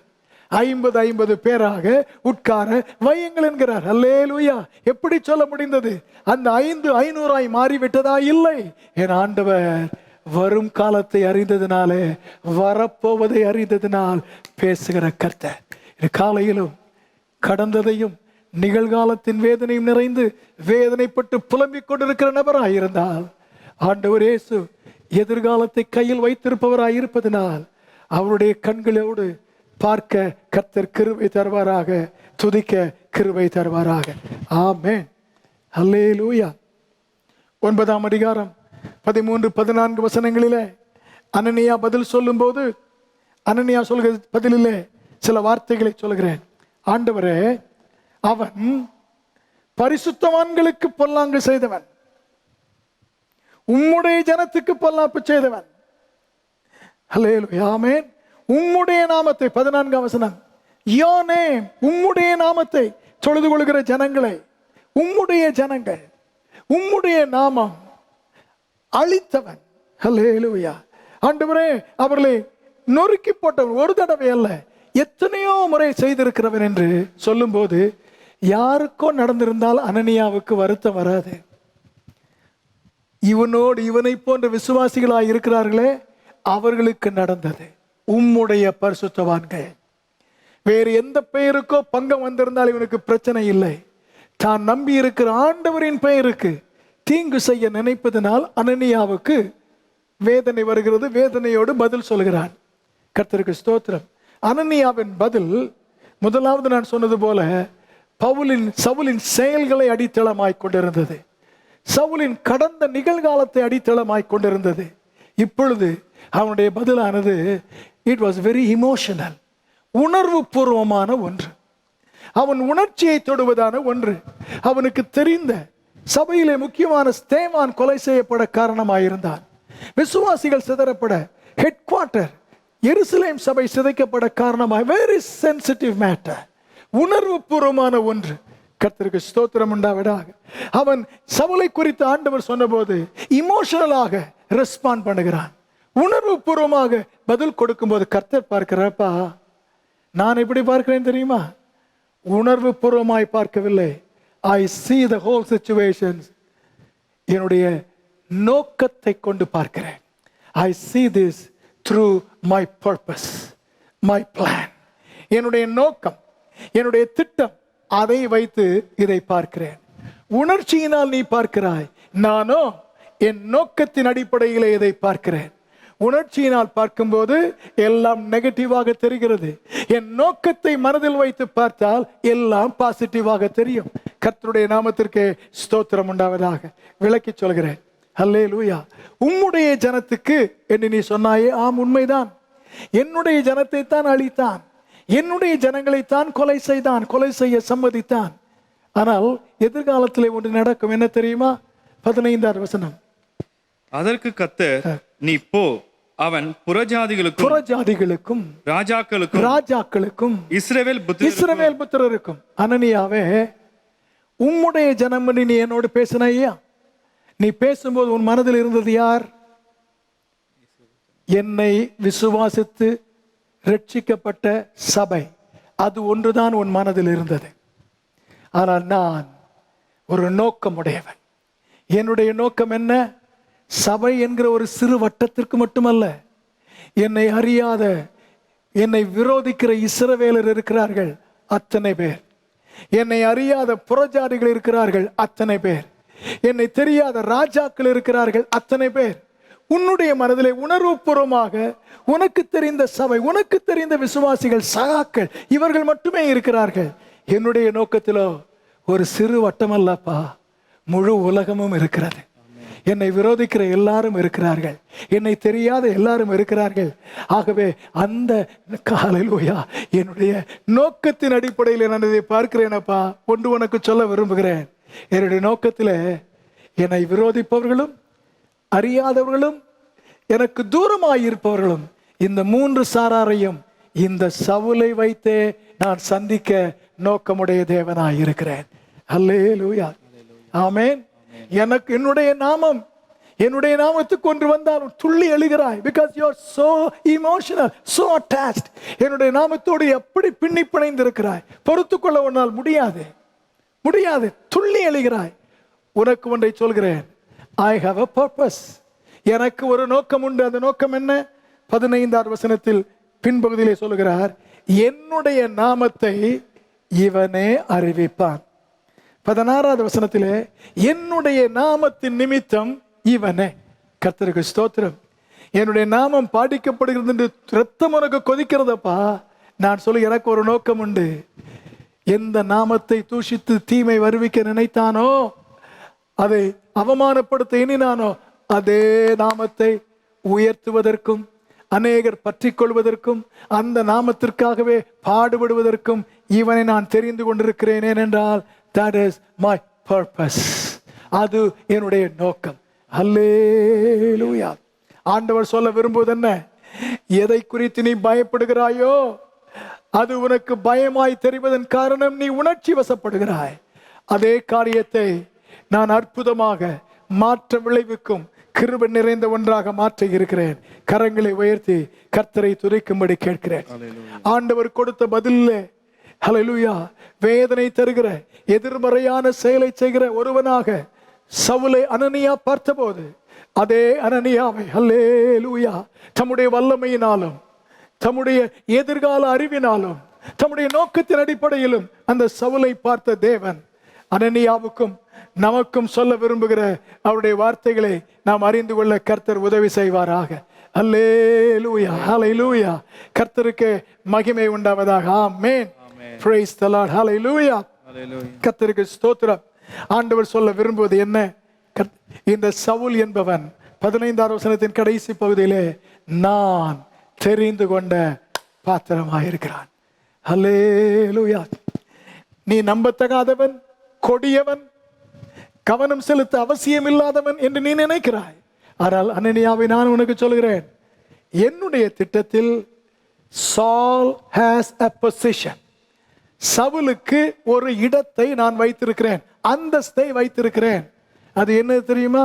He is my chosen vessel. அல்லேலூயா. ஆமென். இன்னும் விளங்குவதை போல சொல்கிறேன். சபையை துன்பப்படுத்த, பரிசுத்தவான்களை அழிக்க, தேவ ஜனத்திற்கு பொல்லாங்கு செய்ய இதுவரை சத்துருவின் ஆயுதமாக பயன்பட்டவன். He was devil's weapon. ஆனால் இப்பொழுதோ நான் அவனை ஆயுதமாக அல்ல, பாத்திரமாக தெரிந்து கொண்டிருக்கிறேன். ஹல்லேலூயா. ஆமென். 2 தீமோத்தேயு 2ஆம் அதிகாரம் 21ஆம் வசனத்திலே ஆண்டவருடைய ராஜ்யத்தில், ஆண்டவருடைய வீட்டிலே கர்த்தர் பயன்படுத்த தெரிந்து கொள்ளப்பட்ட பாத்திரங்கள் உண்டு. அவை கனத்திற்கு உரிய பாத்திரங்கள். ஹல்லேலூயா. ஆமென் சொல்ல கேட்கிறேன். அனனியாவுக்கு கர்த்தர் சொல்கிறார், Saul has a honorable position. சவுலுக்கு கனத்திற்குரிய ஒரு இடம் உண்டு. அவன் அழிக்கும் ஆயுதம் அல்ல, அவன் ஆசீர்வாதமாய் இருக்கும் பாத்திரம். Blessed vessel.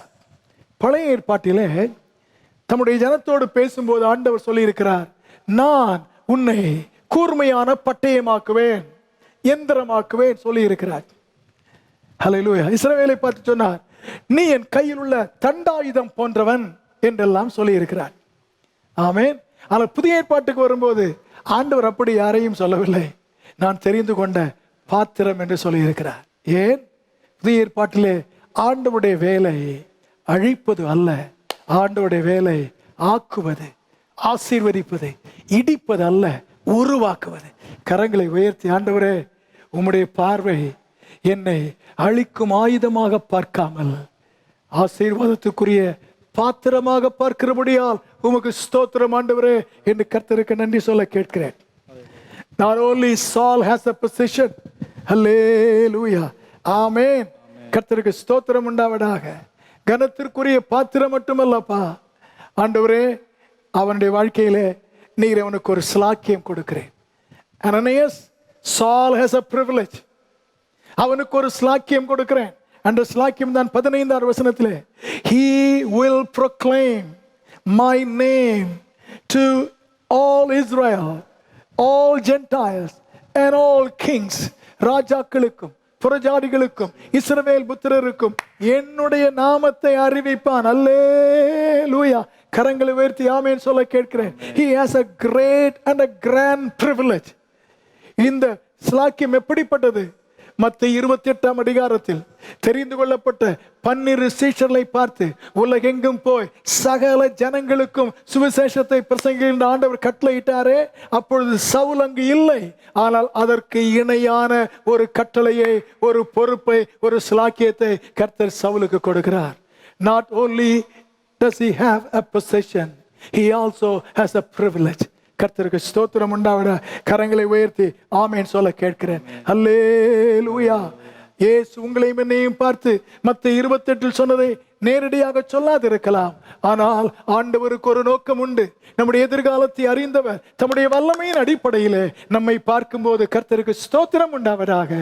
ஆண்டவர் அதே கட்டளையை, அதே ஸ்லாக்கியத்தை உங்களுக்கும் எனக்கும் தந்து நாம் நம்ப முடியாத விதத்தில் அறிந்தவர்களுக்கும் விரோதிப்பவர்களுக்கும் தூரத்தில் இருப்பவர்களுக்கும் அவருடைய நாமத்தை அறிவிக்க கர்த்தர் கிருபை தருவார். ஆமென். மூன்றாவது ஆண்டவர் உணர்த்த விரும்பினது 16ஆம் வசனத்திலே வாசியுங்கள். அவன் என்னுடைய நாமத்தின் நிமித்தம் எவ்வளவாய் பாடுபட வேண்டும் என்பதை நான் அவனுக்கு காண்பிப்பேன் என்றார். He has a position. He has a great privilege. மூன்றாவது ஒன்றை சொல்கிறார். He has a great price to pay. அவன் செலுத்த வேண்டிய ஒரு கிரயம் உண்டு என்பதை காண்பிப்பேன். எந்த நாமத்தை தூஷணம் பண்ணினானோ அதே நாமத்தின் மேன்மையை அவன் அறிந்தபடியால் அந்த நாமத்தை அறிகிற அறிவுக்காக எல்லாவற்றையும் குப்பை என்று விட்டு பாடுபடுவதையும் சிரச்சேதம் பண்ணப்படுவதையும் அவன் பாக்கியம் என்று எண்ணுவான். He will pay a price. Hallelujah. பவுலின் ஊழிய காலம் அனைத்தையும் இந்த 2 வசனங்களிலே அனனியாவுக்கு கர்த்தர் வெளிப்படுத்தி விட்டார். கர்த்தருடைய நாமத்துக்கு மகிமை உண்டாவதாக. ஆமென். மரியாளுக்கு ஒரு பாக்கியம் கிடைத்தது. a great privilege and a position. கணத்திற்குரியவர், இரட்சகரை பெற்றெடுக்கக்கூடியவள். ஆனால் 2ஆம் அதிகாரம் 34, 35 வசனங்களில் லூக் சாப்டர் 2 34, 35 குழந்தையை கையில் எடுத்த சிமியோன் ஆசீர்வதிக்கும் போது மரியாளை பார்த்து சொல்கிறான், உன்னுடைய ஆத்துமாவை ஒரு பட்டயம் உருவி போகும். நீ கனம் பெற்றவள், தேவன் தெரிந்து கொள்ளப்பட்ட பாத்திரம். தேவன் தெரிந்து கொண்ட பாத்திரம். ஆனால் நீ கொடுக்க வேண்டிய ஒரு கிரயமும் உண்டு. கர்த்தருக்கு ஸ்தோத்திரம் உண்டாவர். என்று மாலையிலே நம்மை குறித்த உயர்ந்த நோக்கமுடையவர், பெரிய ஸ்லாக்கியத்தை நமக்காக வைத்திருப்பவர், நாம் செலுத்த வேண்டிய கிரயத்தையும் நமக்கு ஞாபகப்படுத்துவாராக. கர்த்தருடைய நாமத்திற்கு ஸ்தோத்திரம். தீமோத்தேயுவுக்கு நினைப்பூட்டினார். 2 தீமோத்தேயு 2:12 அவரோடு கூட பாடுகளை சகித்தோம் என்றால் அவரோடு கூட ஆளுகையும் செய்வோம் என்று கர்த்தருடைய வார்த்தை இருக்கிறது. ஆமென். அல்லேலூயா. ஆண்டவரே, மனிதன் என்னை பார்ப்பது போல் நீர் என்னை பார்க்கவில்லை, அதற்காக ஸ்தோத்திரம். நீர் என்னை ஆண்டவரே உம்முடைய வல்லமையின் அடிப்படையிலும் உம்முடைய ஞானத்தின் அடிப்படையிலும் உம்முடைய திட்டத்தின் அடிப்படையிலும் என்னை பார்ப்பதற்காக ஸ்தோத்திரம். அந்த பார்வைக்கும் நீர் என்னை குறித்து வைத்திருக்கும் அந்த கணிப்புக்கும் ஏற்ற நிலையில் நான் வளர கிருபை தாரும். மனிதர் என்னை குறித்து சொல்லும் கணிப்பு என்னை குறுகி போக செய்கிறது, என்னை நொந்து கொள்ள செய்கிறது, செயல்படாமல் தடுக்கிறது.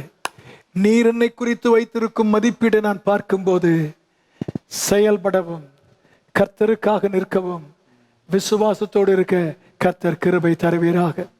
நேரமாகிவிட்டது, ஆனாலும் சுருக்கமாக நான் செய்ய வேண்டியதை சொல்கிறேன். 9ஆம் அதிகாரம் 15, 16 வசனங்களிலே கர்த்தருக்கு ஸ்தோத்திரம் உண்டாவதாக. அல்லேலூயா. ஆமென். ஆமென். அனனியாவோடு சவுல் கர்த்தர் பேசுகிறார். அனனியாவோடு பேசும்போது அனனியாவுக்கு சொல்கிறார், I am a God who knows the future. எதிர்காலத்தை அறிந்த தேவன். அது அனனியாவுக்கு விளங்கின உடனே அனனியா செய்தது நாம் செய்ய வேண்டியதாய் மாறுவதாக. ஆண்டவரே, because you know the future as it exactly is, இருப்பது போல எதிர்காலத்தை சரியாய் நீர் அறிந்திருப்பதனாலே கர்த்தாவே, நான் உம்மோடு வாக்குவாதம் செய்ய விரும்பவில்லை, உம்மை கன்வின்ஸ் பண்ண விரும்பவில்லை, நீ கொஞ்சம் மாற்றிக்கொள்வீரா என்று வேண்டிக் கொள்ளவும் வரவில்லை. நீர் எதிர்காலத்தை அறிந்திருக்கிறபடியால் உம்முடைய கணிப்பின்படியே எல்லாம் நிறைவேற நான் கீழ்ப்படிவேன். ஆண்டவரே, I will not argue, I will not try to convince you, God, but I will simply obey God because my God knows the future. இரண்டாவது 13-14 வசனங்களிலே ஆண்டவர் சவுலை குறித்து சொன்னபோது, சவுலை குறித்து தனக்கு தெரிந்த எல்லாவற்றையும் ஆண்டவரிடத்திலே கொட்டி விடுகிறான் அனனியா. அந்த வசனத்தின் அடிப்படையிலே சொல்கிறேன், ஆண்டவர் நம்மோடு பேசும்போது நம்முடைய மனதில் இருக்கிற எல்லாவற்றையும் கர்த்தரிடத்திலே இறக்கி வைக்கலாம், அத்தனையும் சொல்லலாம். கர்த்தருக்கு ஸ்தோத்திரம் உண்டாவிடா. You can pour your heart to God. ஆனால் ஒன்றை மனதில் வையுங்கள், அப்படியே சொல்லலாம். அதற்கு பிறகு ஆண்டவர் பேசுவார். ஆண்டவர் பேசின பின்பு நீங்கள் பேசக்கூடாது. ஆண்டவர் பேசுவதுதான் ஃபுல் ஸ்டாப் என்பதை அறிந்து கொள்ளுங்கள். அனனியா எல்லாவற்றையும் இறக்கி விட்டார். இறக்கின பின்பு கர்த்தர் பேசினார். கர்த்தர் பேசின பிறகு அனனியா மறுபடியும் பேச நினைக்கவில்லை. He accepted it's God's truth as the final word. இரண்டாவது நாம் செய்ய வேண்டியது என்ன? நம்முடைய குழப்பம், கவலை, பாரம் அத்தனையும் ஆண்டவரிடத்திலே சொல்லலாம். சொல்லும் போது ஒன்றை மனதில் வைக்க வேண்டும், ஆண்டவரே, இதற்கு பின்பு நீர் பேசும்போது அதையே கடைசி ஆலோசனையாக, ஒரே ஆலோசனையாக கடைபிடிப்பேன் என்று தீர்மானிக்க வேண்டும். மூன்றாவது, சவுலை குறித்து எனக்கு அநேக தகவல்கள் தெரியும். என்னுடைய மூளை சொல்வதும் உண்மைதான். ஆனால் ஒன்று நான் அறிந்திருக்க வேண்டும், தேவனுடைய வல்லமை என்னுடைய அறிவின் வல்லமையை விட உயர்ந்தது. God's power is greater than my intelligence. ஆகவே கர்த்தருக்கு ஸ்தோத்திரம் உண்டாவதாக. நான் என்னுடைய மூளையினால் குழம்பிக் கொண்டிருக்காமல் கர்த்தருடைய வல்லமை வெளிப்பட I will make room for God to manifest His power. Will never obstruct His word through my own intelligence or imagination. அர்ப்பணித்து ஜெபம் பண்ணுவோமா? கர்த்தர் நம்மை குறித்து வைத்திருக்கும் உயர் மதிப்பீடை அறிந்து சுதந்திரிக்க கிருபை தருவாராக. கண்களை மூடி நாம் ஜெபம் பண்ணுவோம். ஹல்லேலூயா. ஆண்டவரிடத்திலே சொல்லுவோம், ஆண்டவரே, நீர் என்னோடு பேசி இடைப்படும் போது மனுஷீக நிலையில் நான் பதில் கொடுக்காமல் காத்துக் கொள்வீராக.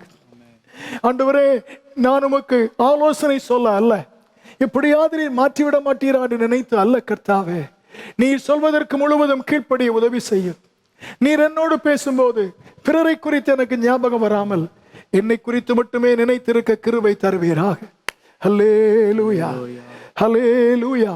ஆண்டவரே, நீர் எனக்கு சொன்னதை செய்ய அர்ப்பணித்து செல்ல கிருபை தாரும். ஆண்டவரிடத்திலே சொல்லுவோமா? ஹல்லேலூயா. என்னை குறித்து நான் நினைப்பதும் என்னை குறித்து பிறர் நினைப்பதும் எதுவா இருந்தாலும் அதை ஒருபுறம் ஒதுக்கி வைத்து என் ஆண்டவர் தம்முடைய வல்லமையின் அடிப்படையிலே என்னுடைய நிஜங்களை பார்க்கிறார். ஆண்டவரே, தம்முடைய எதிர்காலத்தை குறித்து அறிந்த ஞானத்தின் அடிப்படையிலே என் நிஜங்களை பார்க்கிறார். எனக்கு இப்பொழுது இருக்கும் சூழ்நிலைகளை பார்க்கிறார். என் தேவன் ஹல்லேலூயா, ஹல்லே, தம்முடைய திட்டத்தின் நோக்கத்தின் அடிப்படையிலே எனக்கு நடந்து கொண்டிருக்கும் நிஜங்களை பார்க்கிறார். மனிதன் பார்ப்பது போல அல்ல. மனிதன் பார்க்கும்போது இது மாறாது, இப்படியே தான் இருக்கும். அதை என் தேவன் பார்க்கும்போது ஆச்சரியமான நன்மை, அற்புதமான மேன்மை, கிருபை நிறைந்த ஆசீர்வாதம் இதிலிருந்தும் புறப்பட முடியும் என்று அறிந்து, கர்த்தாவே, நான் பாசிட்டிவா இருக்க கிருபை தருவீராக. பாசிட்டிவ் நோக்கமுடையவனாய் இருக்க கிருபை தருவீராக. பாசிட்டிவ் சிந்தை உடையவனாய் இருக்க கிருபை தருவீராக. கர்த்தரை நோக்கி நாம் ஜெபம் பண்ணுவோமாக. கிருபையின் ஆண்டவரே, இந்த மாலை வேளை உம்முடைய வேதத்தின் ஆண்டவரே வெளிச்சத்தை காணும்படியாக நீ தந்த கிருபை காயமை நன்றியோடுமை சோத்தரிக்கிறோம். ஆண்டவரே, ஆண்டவரே, இந்த மாலை வேளும் ஆண்டவரே வேதத்தினுடைய சத்தியங்களை அறிந்து கொள்ள ஆண்டவர் நீ தந்த கிருபை காய் உண்மை நாங்கள் நன்றியோடுமை ஸ்தோத்தரிக்கிறோம். ஆண்டவரே, நாங்கள் கேள்வி கேட்கும்போது அதற்கு ஏற்ற நீ பதிலை தருகிற தேவனாய் இருக்கிறீர் என்று அறிந்து கொள்ளவும், ஆண்டவரே, உம்முடைய திட்டத்தையும் நோக்கத்தையும் நிறைவேறுவதற்கு ஆண்டவரே மனுஷிக எண்ணங்கள் பேச்சுகள் தடையா இல்லாதபடி உம்முடைய திட்டம் நிறைவேற நாங்கள் ஒப்பு கொடுக்க கர்த்தர்களுக்கு உதவி செய்யும்படியா நாங்கள் ஜெபிக்கிறோம். ஆண்டவரே, நீர் எங்களோடு இடைப்படும் போது ஆண்டவரே எங்களையும் எங்களுக்கு உண்டானதை நாங்கள் பார்க்காமல் உம்மையும் எங்களையும் மாத்திரம் பார்க்க கர்த்தர் கிருபை தரும்படியா நாங்கள் ஜெபிக்கிறோம். மனுஷனுடைய வார்த்தையை பார்க்காதபடி மனுஷனுடைய செயல்கள் எண்ணங்களையும் நீர் உம்முடைய வல்லமை கொண்டு மாற்றி அமைக்கிற தேவனாக இருக்கிறேன் என்பதை அறிந்து கொள்ள கர்த்தர் கிருபை தந்திருக்கிறீர்.